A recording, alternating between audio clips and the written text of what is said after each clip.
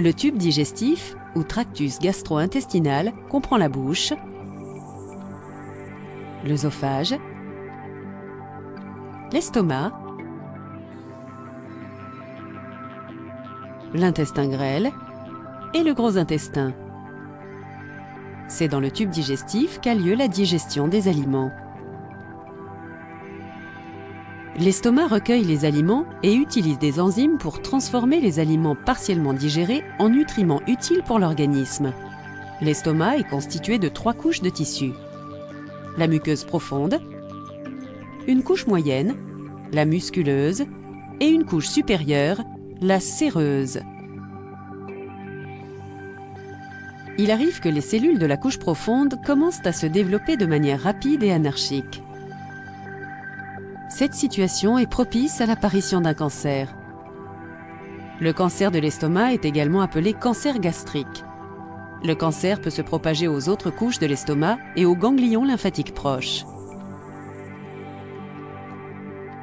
Au cours des stades précoces du cancer gastrique, les symptômes incluent indigestion, douleurs abdominales, brûlures d'estomac et perte de l'appétit.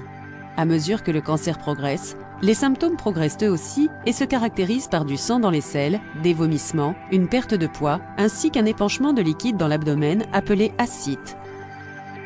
Le traitement et le pronostic du cancer de l'estomac dépendent du stade auquel le cancer est diagnostiqué.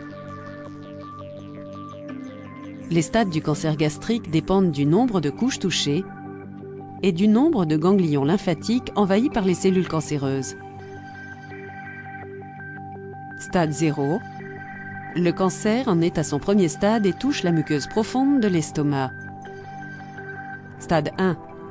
Le cancer a commencé à toucher les couches supérieures de l'estomac ou s'est propagé aux ganglions lymphatiques proches. Stade 2. Le cancer s'est propagé à d'autres couches de l'estomac. Des ganglions lymphatiques plus éloignés sont également touchés. Stade 3.